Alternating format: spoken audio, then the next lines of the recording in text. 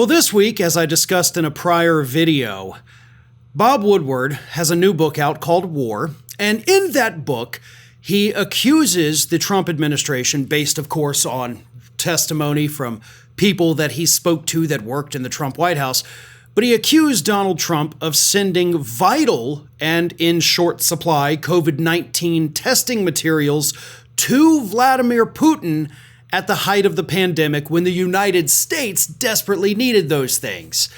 And, as I mentioned in the previous segment, Trump campaign spokesperson Stephen Chung came out and adamantly denied that the White House did those things, even though he wasn't a part of it, of course. So he technically wouldn't know if they did or didn't, but anyway, he denied it. He viciously attacked Bob Woodward.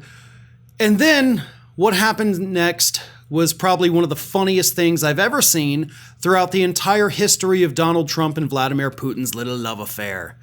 Because the Kremlin decided to come out and set the record straight, and they admitted that, yep, Bob Woodward got it right.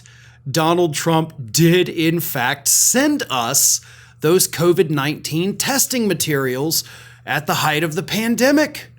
Which means the Kremlin, right, Vladimir Putin essentially, came out and threw his good buddy Donald Trump under the bus. Now, the Kremlin didn't have to say anything. That's the funny part. That's what is so hilarious about this to me, is that the Kremlin could have just said like, we don't know, we don't care, or no comment, go away. But instead, they went out of their way to say, hey, by the way, Woodward's telling the truth and Trump is lying. We absolutely received materials from them, and it was great. Thank you.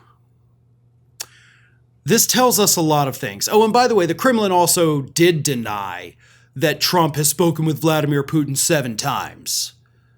And I don't know if it's because he hasn't talked to him at all, or maybe he's talked to him more than 7 times, and the Kremlin's like, that's way off. It was like 30. But either way, they deny it happened. But this shows us that this love affair between Donald Trump and Vladimir Putin is not a love that is reciprocated. Trump may love Putin, but Putin doesn't love Trump. Putin just knows that Donald Trump is the kind of guy that he can easily take advantage of. He is the kind of guy who can be manipulated to do anything that Vladimir Putin wants him to do. And Putin knows, contrary to what Donald Trump has said, that he can go out there and publicly humiliate Donald Trump and his campaign, which is what this statement is doing, and Trump's not going to do anything about it. Right? Trump has been telling us for years now that if he were president, Vladimir Putin never would have invaded Ukraine. He never would have launched a war over there. He wouldn't. He only waited till I was gone because he doesn't respect President Biden. Dude, you would have handed him the keys to Ukraine. You would have absolutely probably sent U.S. soldiers to go fight alongside the Russian soldiers to seize Ukraine.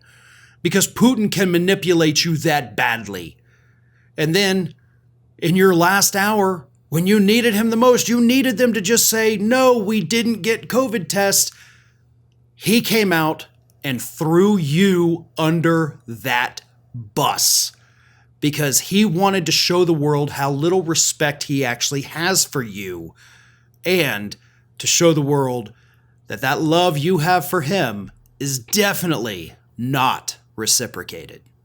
What I've been warning you all about for a long time is 1 degree away from becoming true.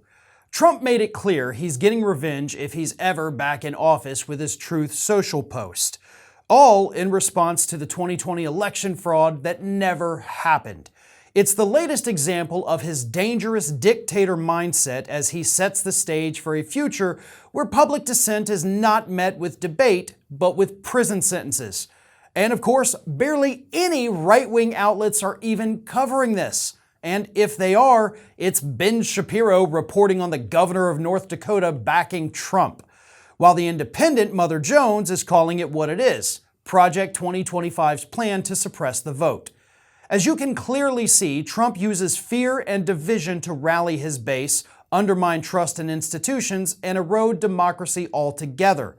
It cannot survive on blind loyalty and echo chambers. Democracy needs independent thought and civil discourse. And I believe that's what Ground News is all about, which is why I'm partnering with them on this video. They're an app and website that actively combats authoritarianism by gathering the world's news in one place and exposing each outlet's biases. This gives us a clear picture of where our information is coming from and any potential agenda behind it. So I highly recommend checking out more gaps in coverage on Trump and even Harris for the rest of their campaign here. Avoid being manipulated by agendas you're not aware of. Go to ground.news/ROF or scan my QR code to learn more. My viewers save a massive 40% on the same Vantage plan I use for unlimited access to all their features. Plus, by subscribing, you'd be directly supporting two independent news sources, Ground News and Ring of Fire.